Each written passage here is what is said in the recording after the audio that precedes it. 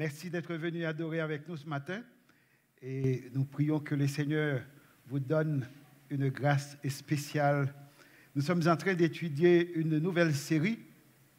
Le titre de cette série, c'est « La plus belle histoire jamais racontée ». La plus belle histoire jamais racontée. Nous sommes en train d'étudier ensemble dans l'Évangile, disons pas dans les Évangiles, mais dans le livre des Actes des Apôtres. Et ce matin, nous allons regarder le 2e chapitre du livre des Actes des Apôtres. Et le titre pour ce matin, c'est « Le moment où tout a changé ». Le moment où tout a changé. Et j'espère que ce moment, pour vous, c'est aujourd'hui. J'espère que ce sera votre moment et Dieu fera quelque chose d'extraordinaire pour vous aujourd'hui, dans votre vie et à travers vous. Parce que nous allons regarder ensemble le moment où tout a changé. Peu de gens réalisent combien l'Église a totalement changé le monde. Pendant les 4 premiers siècles, les choses n'avaient pas tellement bougé. Les choses restaient à peu près comme elles étaient avant. Mais les 2 derniers siècles, ça veut dire les 2 derniers 1000 ans qui viennent de s'écouler, eh bien, ça a été vraiment exceptionnel. Dieu a permis aux plus grandes inventions de voir le jour afin de rendre la Bible accessible à tous. Grâce à ces inventions, la Bible est disponible. La Bible est accessible. Là où vous êtes, dans votre poche, quotidiennement, vous avez votre Bible. Sur votre téléphone, sur votre portable, la Bible est accessible et Dieu a permis cela. Non seulement, pour citer quelques-unes de ces inventions, l'imprimerie, la découverte de l'électricité, le changement radical dans nos moyens de transport, le progrès dans le domaine de la communication et aujourd'hui, l'Internet permet à tout homme, partout où il est, d'avoir accès à la parole de Dieu. Pensez-vous que ces choses sont arrivées au hasard? Pensez-vous que ce n'est pas accident? Que nous avons un monde tellement uni, tellement connecté? Non, ce n'est pas un accident. Ce n'est pas un hasard. Dieu a tout mis en œuvre pour que l'Évangile soit accessible à tous. Et désormais, aucun homme, aucune femme ne peut dire qu'il n'a jamais entendu parler de Jésus. Comme cela a été dit par le prophète Habakkuk, la terre sera remplie de la connaissance de l'Éternel. Le nom de Jésus est célébré partout à travers le monde. Et dans toutes les langues, dans toutes les cultures, dans toutes les tribus, il y a une présence, un témoignage de ce Jésus que nous proclamons aujourd'hui. L'Évangile pénètre partout comme il est écrit à la fin du livre des Actes, librement et sans obstacle.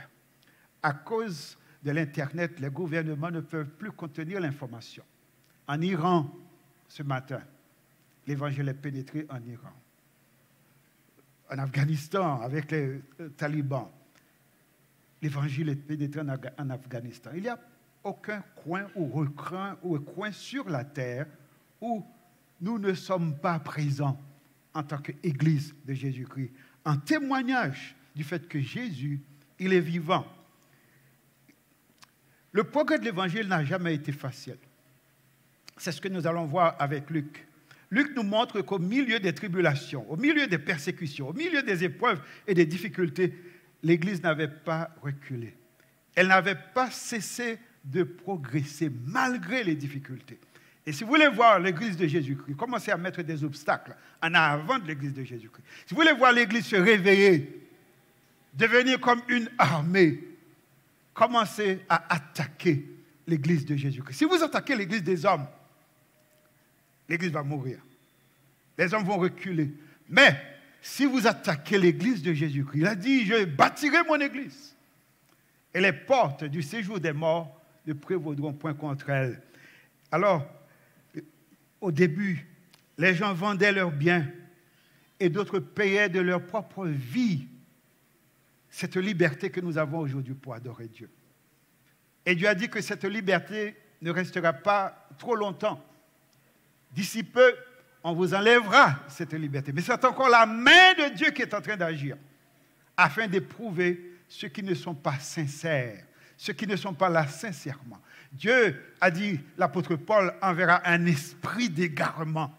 Il va envoyer des situations difficiles en sorte que ce sont ceux et celles qui cherchent le Seigneur vraiment qui vont continuer à servir Dieu, continuer à célébrer le nom de Jésus. Alors ce matin, Luc, nous allons retourner à Luc. Comme je disais la semaine dernière, Luc avait terminé le livre des Actes au chapitre 28. Il nous laisse à nous décrire le dernier chapitre, qui est le chapitre 29. Si vous ouvrez votre Bible dans l'évangile des Actes, vous n'allez pas trouver le chapitre 29. Pourquoi? Parce que ce chapitre est en train d'être écrit maintenant. Parce que, en effet, ce n'est pas le livre des Actes des apôtres, comme nous allons le voir, mais c'est le livre des Actes du Saint-Esprit. C'est le Saint-Esprit qui est à l'œuvre. C'est l'histoire du Saint-Esprit. Cette histoire extraordinaire, c'est l'histoire de l'Église, mais c'est l'histoire du Saint-Esprit qui habite en vous, qui habite en moi et qui continue cette œuvre. Alors, nous sommes en train de l'écrire. Un jour dans le ciel, on parlera de vous, on parlera de moi, on parlera de chacun de nous, de notre contribution au progrès de cet évangile. Et c'est pour cela que ce matin, j'aimerais vous encourager. Engagez-vous à faire progresser cette église, l'église de Jésus-Christ. Non pas l'église d'un homme, mais l'évangile. Paul a dit, je n'ai point honte de l'évangile. C'est une puissance. Une puissance pour le salut de quiconque croit. Quiconque. Alors ce matin, nous allons regarder le moment où tout a commencé. Cette semaine, j'ai eu l'occasion de converser avec deux personnes. La première, c'était une jeune fille. Elle voulait se marier. On s'était rencontrés, mais c'était une adventiste du 7e jour et qui voulait se marier avec quelqu'un d'autre. Et la deuxième conversation, c'était avec une femme, mais pas adventiste, mais je dirais un panco-baptiste. Savez-vous qu'est-ce que c'est qu'un panco-baptiste?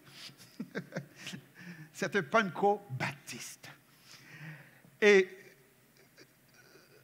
ma tristesse, c'était de voir que les gens fréquentent les temples, ils visitent les églises, mais ils ignorent tout sur Jésus. Il y en a parmi vous ce matin qui sont là dans cette situation. Vous ne connaissez pas Jésus. Vous n'avez aucune relation avec lui et le Saint-Esprit n'est pas vraiment actif dans votre vie. C'est pour dire que l'Église a fait un très mauvais travail. Et la question que j'aimerais voir avec vous ce matin, comment notre Église peut devenir cette Église conquérante, cette Église debout et dangereuse, comme nous le disons souvent. Comment? Bien sûr, ce n'est pas par l'éloquence de son pasteur, ça ne changera rien. Non plus les talents de nos artistes, ça ne changera rien. L'Église avancera dans la puissance du Saint-Esprit. Et si vous ne l'aviez pas encore rencontré, ce matin, nous allons faire la connaissance de cette puissance. Et si cette puissance habite en vous, a dit l'apôtre Paul, si cette puissance habite en vous, a dit la Bible, il n'y a aucune force au monde pour se tenir devant vous.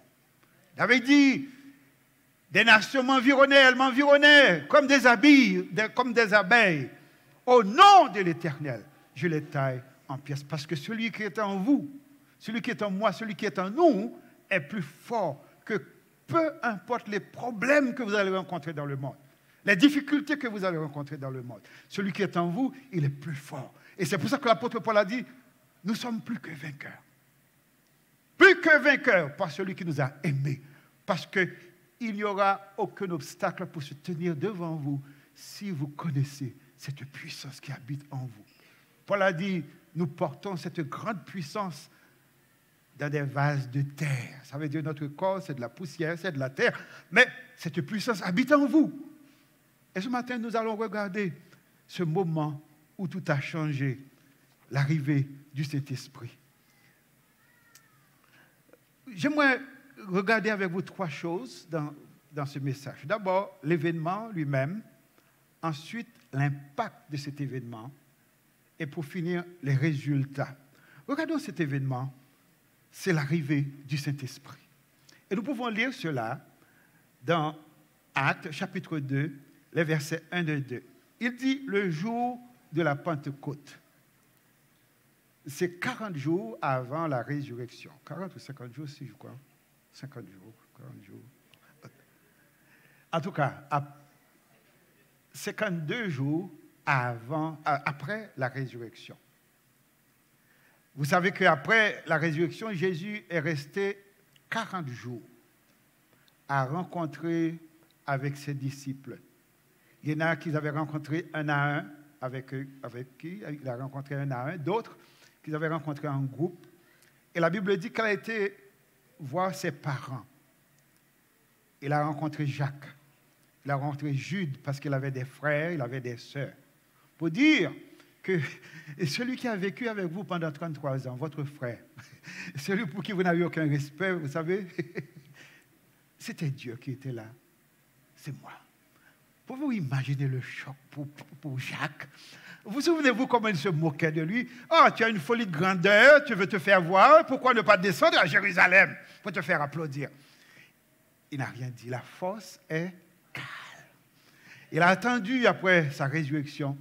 Il est allé rencontrer ses frères, ses parents pour dire, c'était moi. Mais après, avant de partir, il a dit à ses disciples de ne pas s'éloigner de Jérusalem, mais d'attendre. Il dit, vous recevrez une puissance. Le Saint-Esprit surviendra sur vous. Attendez l'arrivée du Saint-Esprit avant d'agir. Alors, Luc nous dit, le jour de la Pentecôte. La Pentecôte, c'était une fête nationale. Le jour de cette fête, qui est la fête des prémices, il y a un lien entre les deux, la naissance de l'Église et la fête des prémices. Et si vous connaissez les fêtes de l'Ancien Testament, vous allez voir que nous ne sommes pas loin de la fête des tabernacles, qui sera notre grande réunion avec le Seigneur. Chacune de ces fêtes marque un moment dans la vie de Jésus. La fête de la Pentecôte, qui était la fête des prémices, devient le jour où le Saint-Esprit est venu. Alors il dit, le jour de la Pentecôte, ils étaient tous ensemble dans le même lieu. Tout à coup, il vint du ciel un bruit, comme celui d'un vent impétueux. Ce bruit remplit toute la maison où ils étaient assis. Des langues semblables à des langues de feu leur apparurent, séparées les unes des autres, et se posèrent sur chacun d'eux, tous ceux qui étaient là. Même pas une personne. On ne peut pas dire qu'il y avait une personne qui n'avait pas reçu un don. Et ça, c'est très important. Parce que, de même, à chaque fois que l'Esprit ajoute quelqu'un à l'Église, ce qui a été fait le jour de la Pentecôte, il le fait, il vous donne, il vous fait un don avant de vous placer dans l'Église. En sorte que si vous êtes assis, vous n'exercez pas votre don, vous êtes tout simplement désobéissant ou négligent ou paresseux ou méchant. Comme Jésus le dira, oh, méchant, serviteur méchant et paresseux. Ça veut dire que Dieu n'acceptera pas d'excuses. Il dit, sur chacun d'eux, ils furent tous remplis du Saint-Esprit et se mirent à parler en d'autres langues, selon que l'Esprit leur donnait de s'exprimer. Voilà l'arrivée du Saint-Esprit, l'événement lui-même. Un événement remarquable. Des gens ordinaires qui n'avaient pas de formation officielle se mettaient à parler en d'autres langues. Ça veut dire ce matin, chacun d'entre vous, Dieu donnerait un don, une langue. On entendrait quelqu'un qui parlerait en allemand, en français, en anglais, en arabe, en chinois, et vous n'avez pas appris cette langue. C'est un miracle. C'était un événement extraordinaire. Et ce qui est extraordinaire dans cet événement, c'était que toutes les langues connues d'alors étaient représentées par ses disciples. Et la Bible va nous donner la liste des nations qui étaient présentes à ce moment-là, et chacun entendait distinctement, dans sa langue, proclamer les merveilles de Dieu. Quel événement, amis! Quel événement! Vous souvenez-vous qu'est-ce qui était passé à la tour de Babel? C'était le moment où les langues étaient divisées pour la première fois. Chacun parlait une langue. Mais cette fois-ci, ce n'était pas la tour de Babel. C'était un autre événement. Et Dieu est descendu à ce moment-là. Le Saint-Esprit est venu. Et il a dit qu'il s'est reposé sur la tête de chacun de ses disciples. Amis, le jour viendra où la terre entière adorera le Seigneur. Et si nous lisons dans Apocalypse, le chapitre 7, versets 9 à 12, il dit qu'il y aura des gens de toute nation, de toute tribu, de tout peuple et de toute langue. Ils vont se tenir devant le trône et devant l'agneau, revêtus de robes blanches, ça veut dire plus de péché, vous êtes purs.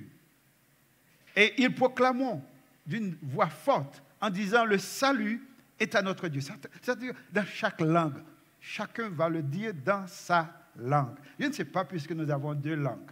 Nous avons l'anglais, nous avons le créole, le français, je ne sais pas dans quelle langue les Haïtiens vont le dire. J'étais au Sénégal. Au Sénégal, on parle 27 langues.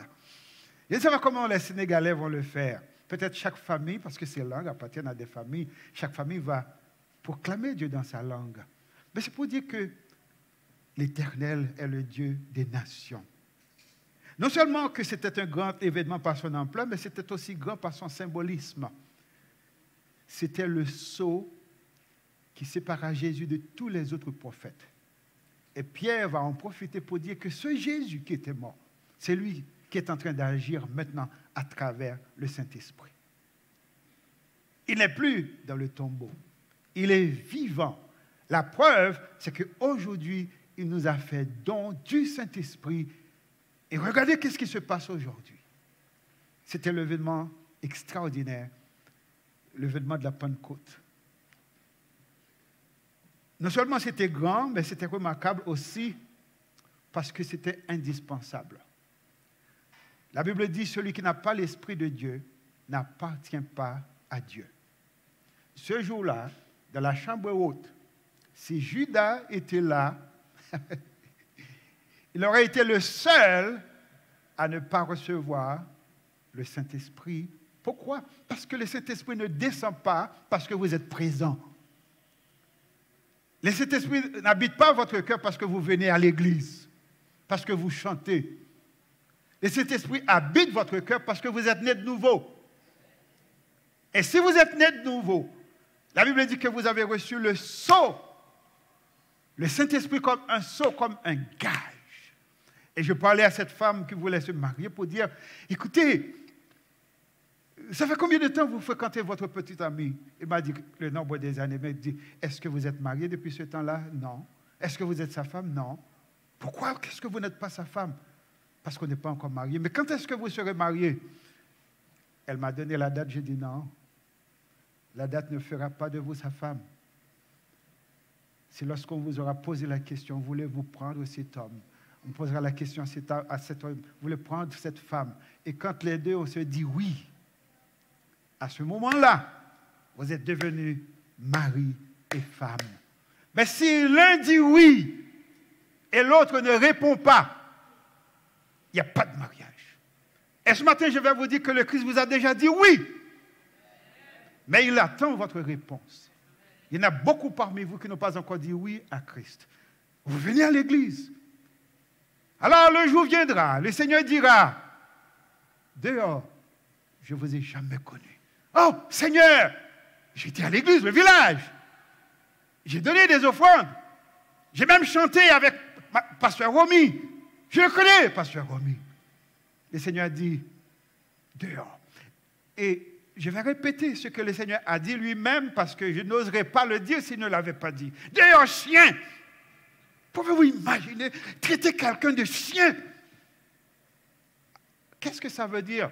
Ça veut dire, d'après les Juifs, ceux qui ne connaissent pas le Seigneur sont des chiens. Ceux qui ne connaissent pas Dieu sont des chiens. Vous vous souvenez de l'histoire de cette femme qui disait à Jésus, même les petits chiens se rassasient des miettes qui tombent de la table de leur maître.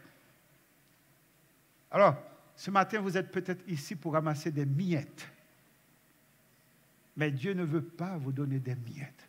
Il veut faire de vous un enfant de Dieu. L'apôtre Jean a dit à tous ceux qui l'ont reçu, à ceux qui croient en son nom, elle a donné le pouvoir de devenir enfant de Dieu. Et ce jour-là, le Saint-Esprit a fait de chacun de ces hommes, de ces femmes, de ces enfants qui étaient là, des enfants de Dieu. Ils ne l'étaient pas avant. Et avant de dire oui à Christ de manière significative, vous n'êtes pas un enfant de Dieu. Alors, c'était le moment où tout a changé et je prie, j'espère que ce sera pour vous aujourd'hui le moment où tout changera dans votre vie parce que vous allez dire oui, enfin, au Seigneur. Vous allez dire oui. Non seulement l'événement, mais regardons l'impact de cet événement. Les réactions populaires. La Bible dit que les gens étaient stupéfaits. La stupéfaction était générale. Lisons cela au verset 5 et 6. Il dit, « Oh, il y avait en ce jour-là, à Jérusalem, des Juifs, hommes pieux, de toutes les nations qui sont sous le ciel. » En parlant de toutes les nations, il veut dire de toutes les nations connues d'alors. Parce que l'Amérique n'était pas encore connue. Je ne pense pas qu'il y avait des Amérindiens là, à ce moment-là. Il y a d'autres parties du monde qui n'étaient pas encore connues, mais de toutes les nations connues sous le ciel. Au bruit qui eut lieu, la multitude a couru et elle fut confondue parce que chacun les entendait parler dans sa propre langue. Chacun. Ils étaient tous juifs. Ils avaient une langue commune, mais chacun venait d'un pays différent. Et chacun entendait parler les apôtres, les disciples, dans leur propre langue. Alors, ils étaient tous dans l'étonnement et la surprise. Et ils se disaient les uns aux autres, voici ces gens qui parlent, ne sont-ils pas tous galiléens? Ça veut dire, il n'y a pas jamais voyagé, monsieur Sao. Monsieur, dame, il n'y a pas jamais voyagé, il n'y a pas jamais à l'autre côté. C'est en Galilée, où était. Comment faire, quand tu apprends la langue Sao? Voici ces gens qui parlent, ne sont-ils pas tous des Galiléens? Et comment les entendons-nous? Dans notre propre langue à chacun, dans notre langue maternelle. Alors la Bible dit, ils étaient tous dans l'étonnement et ne sachant que dire. Ils se disaient les uns aux autres, que veut dire ceci? Il se passe quelque chose d'extraordinaire, je ne comprends pas ce qui se passe, mais Dieu est en train de faire quelque chose d'extraordinaire. N'est-ce pas ce que nous venons de chanter? Regardez. Regardez ça qui va le passer. Bon Dieu pour agir. Il dit, pas paniquer. Pas paniquer. Il dit, je ne comprends pas. Il y a quelque chose de spécial qui est en train de se faire. Mais il y a toujours des gens, des moqueurs, pour dire, ils sont pleins de vin doux. Ça veut dire, en bonne tafiaté, oui. Peut-être pas bon. Peut-être pas bon. Alors, amis, la réaction, il y avait deux réactions. D'abord, positives, des gens qui se posaient la question. Qu'est-ce qui se passe? Quoi faire? D'autres qui se moquaient d'eux. Mais savez-vous, il y a eu une transformation dans la vie des disciples à partir de ce moment-là. Ils n'étaient plus les mêmes. Imaginez que Jésus était mort. Pendant 52 jours, ses disciples étaient enfermés dans leur chambre. Ils ne sortaient pas. Ça veut dire, pour ceux qui avaient crucifié Jésus, ils pensaient qu'ils avaient mis fin à cette folie. Peut-être qu'on cherchait les disciples. Côté petit groupe ça qui t'a dit que tu pourras changer le monde. Côté on pas prendre nouvelle on pas attendre rien. Et puis on dit c'était une folie, c'était un nuage qui t'a passé. Et puis tout d'un coup, la Bible dit, il y eut un bruit comme un vent, symbole du Saint-Esprit, le vent, n'est-ce pas, hein? Et tout à coup, ces disciples qui vivaient dans la peur, ces disciples qui avaient peur pour leur vie, ils se sont réveillés et ils commençaient à proclamer à haute voix publiquement le nom de Jésus. Il faut dire qu'il s'était passé quelque chose. Écoutez, nous sommes venus ici dimanche après dimanche. Nous avons des voisins qui nous entourent. Des gens, peut-être qui nous voient entrer, ils ont vu les voitures en arrière. Savez-vous qu'ils ne sont pas étonnés de ce qui se passe ici? Parce qu'ils ne savent même pas qu'est-ce qui se passe ici. Imaginez un jour, le Saint-Esprit, ça va commencer à animer chacun d'entre nous. Il t'a transformé ou-même, il t'a transformé, il t'a transformé nous, et d'un coup, nous tout feu, tout flamme pour le Seigneur. Nous-mêmes qui avons entré dans la tête baissée pour que même les amis par côté nous parlent, puis tout d'un coup, vous rêvez, vous réalisez que, hey, j'ai quelque chose d'important à dire. Hey, ce que je suis en train de faire, le Dieu que je suis en train d'adorer n'est pas mort. Le Dieu que je suis en train d'adorer, c'est la réponse, c'est la solution aux problèmes des gens qui nous entourent. Et tout d'un coup, l'église a sorti dehors. Parce que je ne sais pas quoi il était dans la chambre haute. Il est sorti. Et il a commencé à proclamer les merveilles de Dieu. On ne peut pas penser qu'il t'a pris en choc. Il a dit, oh, je ne vais pas t'apprendre là non. C'est exactement ce qui est arrivé. Ils sont arrivés pour poser des questions à Pierre. Mais l'événement, c'était une chose. Les réactions, c'était une autre chose. Mais regardons le résultat. Tandis que ces gens questionnaient, ils voulaient savoir qu'est-ce qui se passe. Tandis qu'ils accusaient, regardez ce qui est arrivé au verset 15, au verset 17. Ces gens, a dit l'apôtre Pierre, ces gens ne sont pas ivres. Ça veut dire, il n'y a pas sous. Il n'y a pas été bois hier soir. Il dit, c'est grand matin, du bonheur toujours. Comme vous le supposez, car c'est à la 3e heure du jour. Mais c'est ce qui a été dit par le prophète Joël. Qui est le prophète Joël? Un homme de Dieu, qui avait dit dans les derniers jours, voilà ce que Dieu va faire. C'est-à-dire que nous sommes entrés à partir de la Pentecôte, nous sommes entrés dans cette période qu'on appelle les derniers jours. C'est-à-dire cette dernière tranche de l'histoire. Et cette tranche d'histoire va terminer avec le retour de Jésus-Christ. On appelle ces derniers jours aussi l'ère messianique, c'est-à-dire le moment où Christ est en train de préparer son peuple. On appelle aussi l'ère de la grâce, le moment où Dieu ne tient pas compte de vos péchés, de mes péchés ou des péchés du monde, mais Dieu est patient. Il est patient.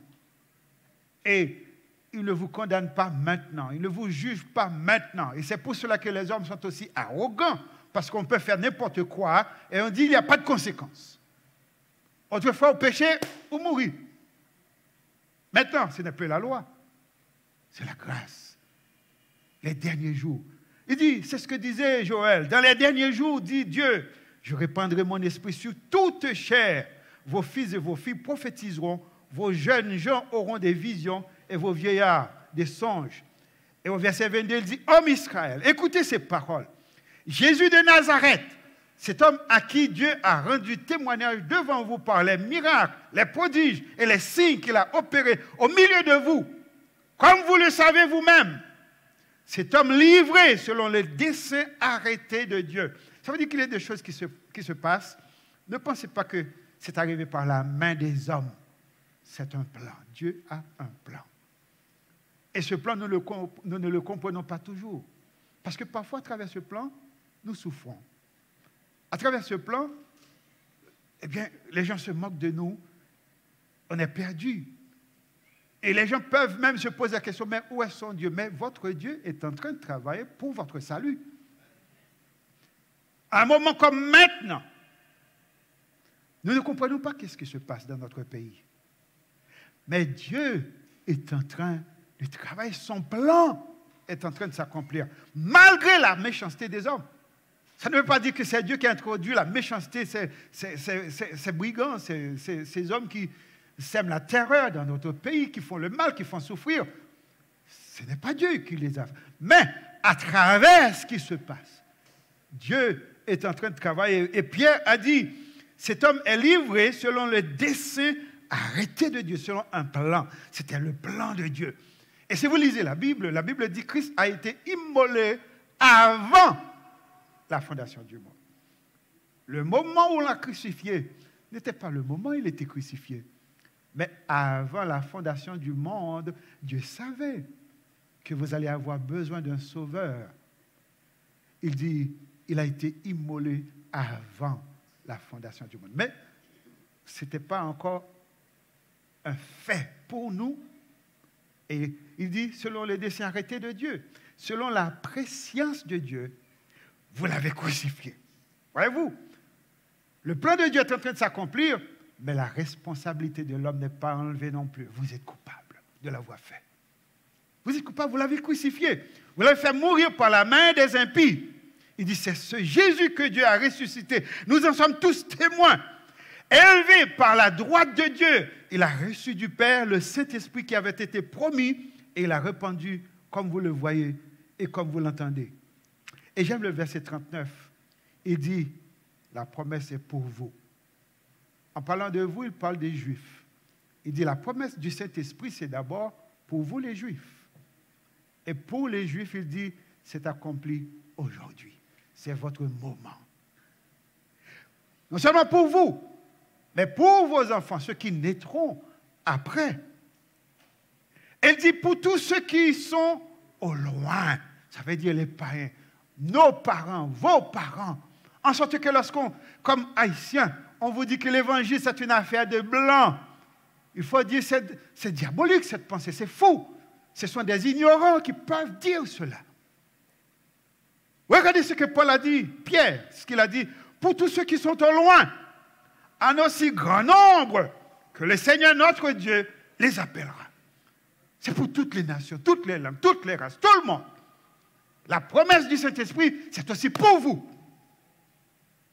Et Dieu, le moment où vous acceptez Jésus comme votre sauveur personnel, Dieu vous donne le Saint-Esprit. Le résultat, c'est l'Église, la force la plus grande au monde. Il n'y a aucune force plus grande que l'Église. Le savez-vous? Vous êtes l'Église. Je ne parle pas du bâtiment, je parle de vous. C'est la plus grande force qui n'ait jamais existé, l'Église. Jésus dit, même l'enfer ne peut rien contre vous. Et les promesses du prophète Ésaïe, s'ils forgent des armes contre vous, ils seront sans effet. Il dit, nul ne tiendra devant vous. C'est la force la plus puissante, la force la plus extraordinaire, l'Église de Jésus-Christ.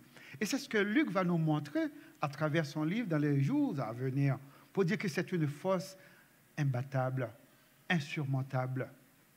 Et la question, amis, pourquoi sommes-nous là comme des pauvres, comme des gens faibles, des gens sans puissance? Pourquoi sommes-nous là comme des moribonds, comme si nous sommes morts? Et le monde nous regarde et dit, mais où est leur Dieu? Qu'est-ce qu'ils font? Jésus dit, si le sel perd sa saveur, avec quoi la rendra-t-on? Nous avons perdu de quelque chose. Il nous manque quelque chose. Ce n'est pas que c'est absent. C'est là, à l'intérieur de nous. Mais la Bible dit, n'attristez pas le Saint-Esprit que vous avez reçu le jour de votre salut. Et lorsque vous résistez au Saint-Esprit, vous ne reconnaissez pas sa voix. Quand il parle, vous ne comprenez pas. Il est attristé. Il ne parle plus. Il fait silence. Et depuis combien de temps le Saint-Esprit a-t-il fait silence dans notre assemblée, dans votre vie, dans votre cœur, dans votre foyer, dans vos âmes? Il ne parle plus. Il s'est tu. Non seulement qu'il dit de ne pas attrister le Saint-Esprit, il dit de ne pas éteindre le Saint-Esprit. Ça veut dire un moment où il se croise les mains, elle vous regarde. Il ne parle plus, mais au moins, il peut faire des gestes. Maintenant, il se tait et il se tue. Il ne fait rien. Et j'aimerais lire pour vous un passage de Jésus dans le livre de l'Apocalypse. Jésus disait dans ce passage à l'église de la Odyssée, il dit à l'église de la Odyssée, parce que tu dis, je suis riche. Je me suis enrichi. Je n'ai besoin de rien. Et parce que tu ne sais pas que tu es malheureux, misérable, pauvre, aveugle et nu. Il dit, je te conseille d'acheter de moi de l'or éprouvé par le feu, afin que tu deviennes riche, et tu achètes des vêtements blancs, afin que tu sois vêtu, et que la honte de ta nudité ne paraisse pas, et un collier pour oindre tes yeux, afin que tu vois. Amis, voilà la situation de l'Église d'aujourd'hui. Notre Église, les églises de ce pays, et peut-être les églises à travers le monde entier. Nous disons que nous sommes enrichis. Nous avons la technologie, nous avons des comptes en banque. Les églises sont peut-être plus riches que les banques elles-mêmes, dans certains cas. Ce n'est pas le cas de cette église, en tout cas. Mais l'église s'est enrichie. Mais l'église n'a plus de puissance. C'est comme disait, je pense que c'est saint Thomas qui disait au pape Léon III, le pape disait, écoutez, mon ami, nous ne sommes plus au temps où on peut dire je n'ai ni argent ni or. Parce qu'à ce moment-là, on collectait de l'argent pour bâtir, pour construire la basilique de Saint-Pierre. Il y avait beaucoup d'or, beaucoup d'argent. Et le pape était enfermé dans sa chambre en train de compter son argent. Et le grand théologien, il est arrivé, le pape tout étonné, a vite fait de fermer le coffre et il lui a dit, écoutez, nous ne sommes plus au temps où on peut dire, nous n'avons ni argent ni or. Et cet homme de Dieu, de regarder le pape, il a dit, mais nous ne pouvons pas dire non plus, au nom de Jésus, lève-toi et marche. Voilà notre situation aujourd'hui. Un peuple sans force, aveugle et nu. Et j'aime ce que Jésus dit. Il dit, afin qu'on ne voit pas ta nudité, ça veut dire les scandales qui se passent parmi nous. Les laideurs, des choses sales et laides qui se passent parmi nous. Il dit, achetez de moi de la vraie richesse pour que cela n'arrive pas. Amis, ce matin, nous avons vu cet événement extraordinaire, l'arrivée du Saint-Esprit. Nous avons vu aussi la réaction des gens et le résultat, c'était une église avec 3000 âmes. Ce jour-là, la Bible dit 3000 personnes s'étaient données au Seigneur. Savez-vous qu'est-ce qui est arrivé le jour où la loi était arrivée dans le monde? Vous souvenez-vous? Qu'est-ce qui était arrivé le jour où la loi entra dans le monde? 3000 âmes étaient mortes. Moïse a lancé la table de pierre en colère et il a tué 3000 personnes. Y a-t-il un lien entre les deux? Et le jour où le Saint-Esprit est venu, 3000 personnes sont sauvées. Gloire à Dieu. Alors, amis, qu'est-ce que ça veut dire pour vous? Qu'est-ce que ça veut dire pour moi? Ça veut dire, désormais, Jésus est vivant et le Saint-Esprit en est la preuve. Nous avons maintenant toute la puissance nécessaire pour affronter le monde, pour affronter nos problèmes, pour affronter nos difficultés. Nous avons tout ce qu'il faut pour le faire. Et nous avons tout ce qu'il faut pour accomplir notre mission comme Église. Tout. Et c'est le moment de nous réveiller, parce que Dieu nous a déjà tout donné. Ça veut dire aussi que Dieu veut que la Pentecôte ne soit pas un événement historique, mais que ce soit une réalité dans votre vie chaque jour.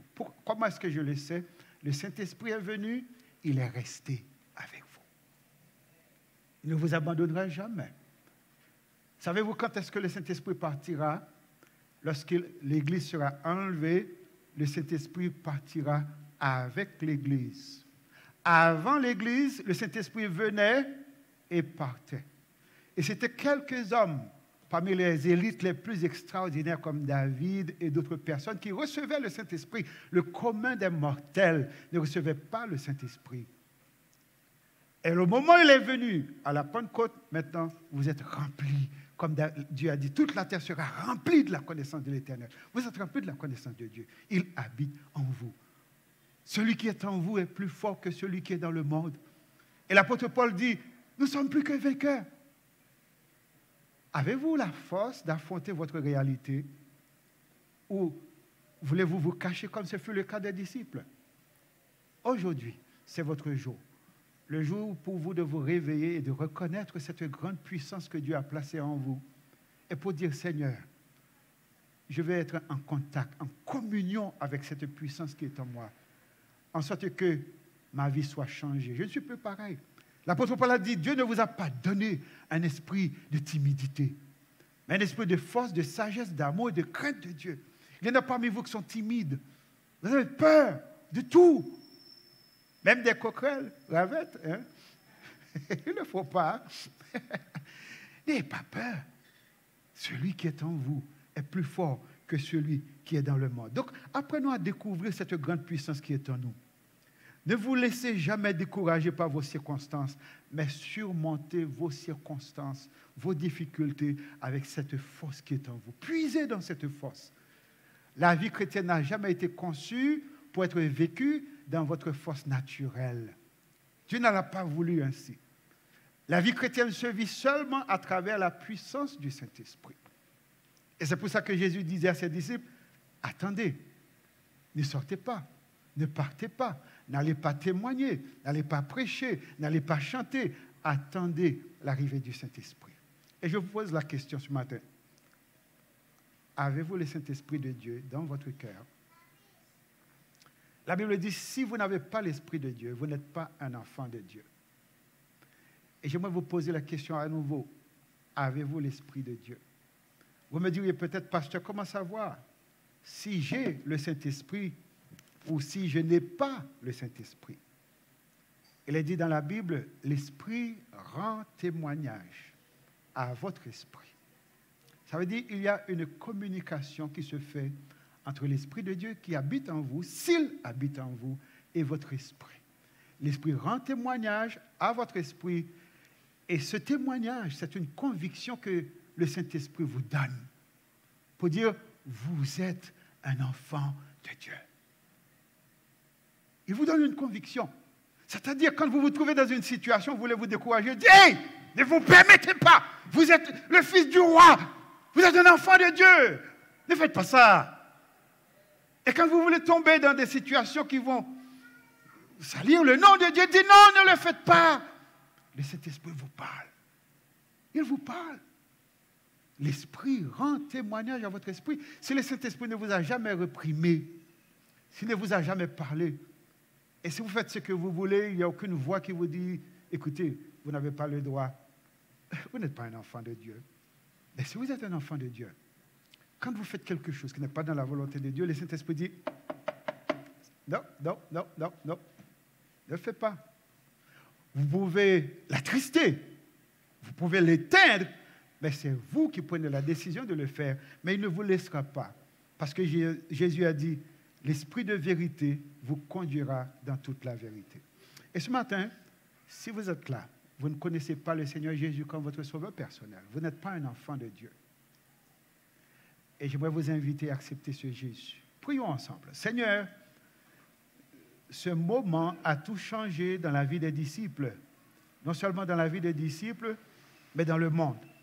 Désormais, il y a une force qui est présente, c'est le Saint-Esprit. Et tu fais la promesse que cet esprit habitera le cœur de tous ceux qui mettent leur confiance en toi.